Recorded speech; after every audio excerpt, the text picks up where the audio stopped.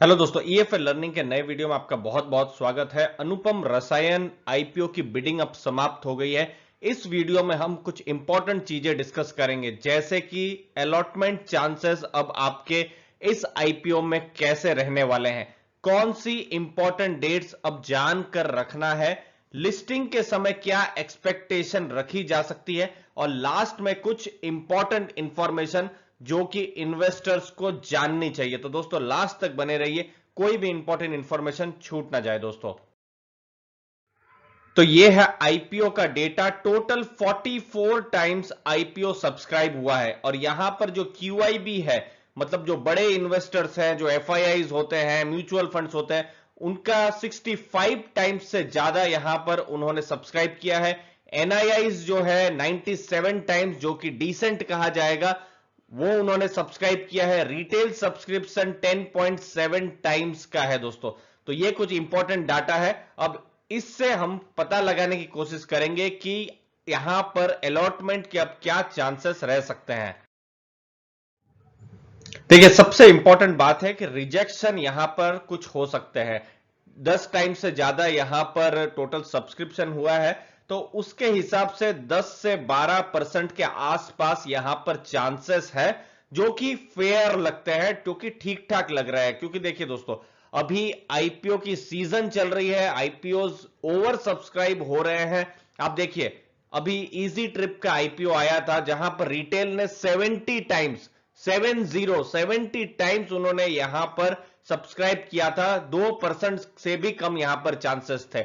MTAR technologies का IPO recently अभी आया था, 4 से 5% ही चांसेस थे दोस्तों। तो उसके हिसाब से अगर आप देखें, तो अनुपम रसायन में अलॉटमेंट के चांसेस ठीक ठाक बैठ रहे हैं।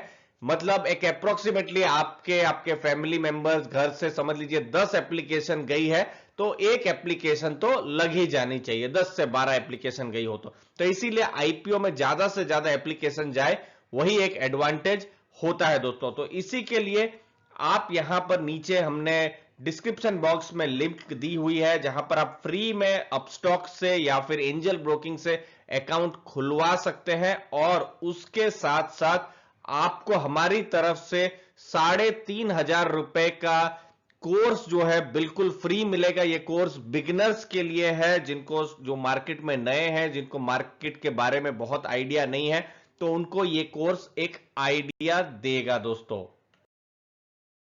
अब कुछ इंपॉर्टेंट डेट के बारे में चर्चा करते हैं।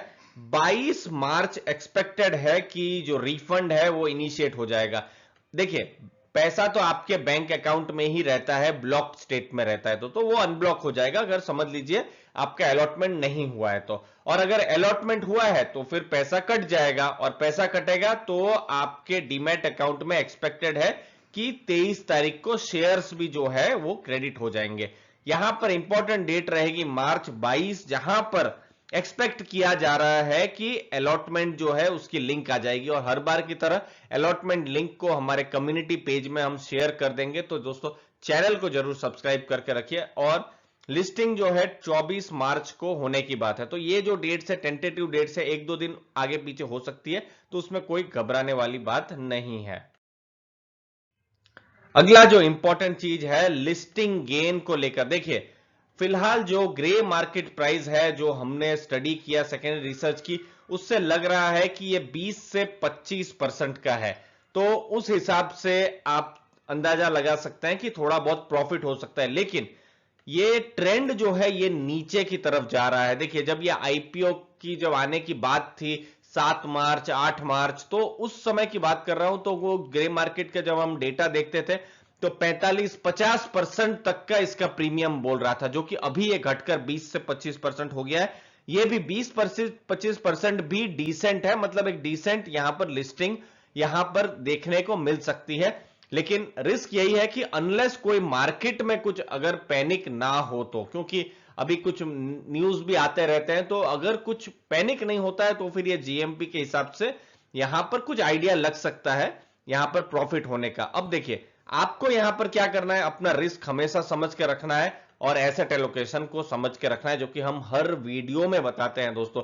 पूरा पैसा एक ही आईपीओ में नहीं डाल देना है। आईपीओ है और फिलहाल जिस तरीके से आईपीओ आ रहे हैं, चाहे वो कल्याण ज्वेलर्स हो, नजारा टेक्नोलॉजीज हो, लक्ष्मी ऑर्गेनिक हो, कितने सारे आईपीओ आ रहे हैं। तो फिलहाल तो टेबल में तो बहुत पैसा लगता नहीं है कि आईपीओ छोड़ के आ रहे हैं, क्योंकि सभी आईपीओ के हाई वैल्यूएशन है और अनुपम रसायन का भी लगभग 90 के आसपास इसका प्राइस अर्निंग मल्टीपल हमने देखा था। जो पाई है, एसआरएफ जो कंपनियां हैं जो ऑलरेडी लिस्टेड है, उनके कंपैरिजन में ये स्टॉक महंगा ही है। तो इसीलिए फिलहाल मेरी जो पर्सनल स्ट्रेटेजी है कि ओनली लिस्टिंग गेन के लिए ही अप्लाई करने का, और लिस्टिंग हो गई तो उसके बाद उसके पीछे नहीं दौड़ने का।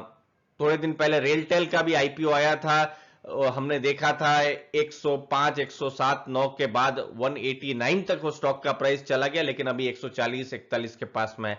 तो जो छूट गया उस पर फिर बहुत ज्यादा उसके पीछे दौड़ने का अभी नहीं है। बहुत सारे आईपीओज हैं तो उसको ध्यान में रखना है। फिलहाल वैल्यूएशन को कोई नहीं देख रहा है, लेकिन जैसे जैसे समय जाएगा 4 महीने 6 महीने के बाद, तो वैल्यूएशन को जरूर देखा जाएगा। और दूसरी बात जो अनुपम रसायन के लिए जो इंपॉर्टेंट है वो है एंकर लिस्ट, जो कि बहुत ही कमजोर रही थी, जो हमने इससे पहले वाले वीडियो में भी बहुत ही डिटेल में बताया था कि इनकी एंकर लिस्ट में सिर्फ 2 म्यूचुअल फंड है, उनकी 5 स्कीम है, आदित्य बिरला सन लाइफ और सुंदरम, यही 2 एंकर इन्वेस्टर्स है। इनसे छोटा आईपीओ था लक्ष्मी, इनफैक्ट है लक्ष्मी ऑर्गेनिक, तो वहां पर हमको ज्यादा एंकर्स दिख रहे थे दोस्तों।